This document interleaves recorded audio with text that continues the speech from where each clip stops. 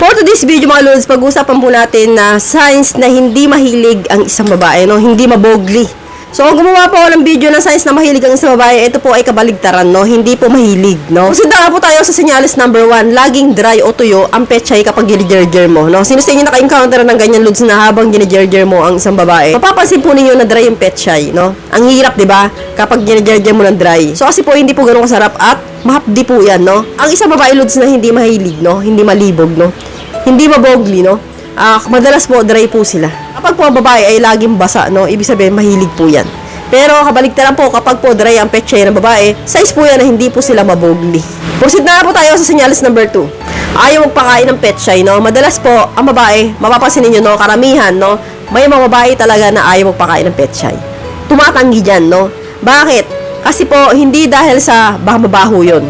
Hindi dahil sa nahihiya sila, kundi po dahil po hindi po talaga sila mahilig magpakain. Ayaw po nila ng ginagawa yan ng lalaki sa nila. Kasi po, hindi po sila mabogli, no? So, ibig sabihin ko po, hindi po sila talagang mahilig pagdating po sa gerger. So, kaya po, may mga babae na talagang ayaw magpakain. So, kunwari, nagpakain man, ayaw ulit magpaulit.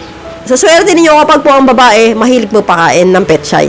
Eh, kung hindi, so, syempre, maboboring kayo bilang isang lalaki. Ang mangyayari, hindi kayo makakontento, hahanapin nyo po sa iba yon. Proceed na nga po tayo agad sa number 3. Ayaw magpaburat siya ng matagal, no? May mga babae loads na talagang ayaw rin magpaburat siya ng matagal. Kung gusto, simpleng halikan lang, simpleng chup-chup lang, and then gusto, gerger na agad. So, ito po yung makikita nyo sa isang babae na hindi mahilig, no? Ayaw magpaburat siya ng bonggang-bongga.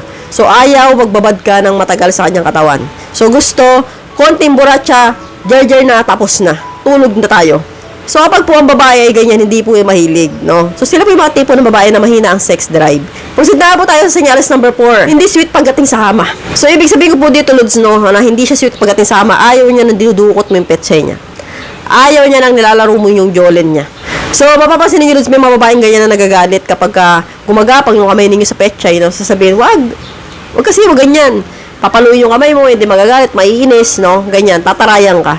So, kapag po ganyan ang babae, ibig sabihin po, hindi po yan mahilig. So, yan nga po yung mga signs na hindi po mahilig ang isang babae. I hope you learned something in this video. More videos to come. So, stay connected and see you again to my next video. God bless. Bye-bye!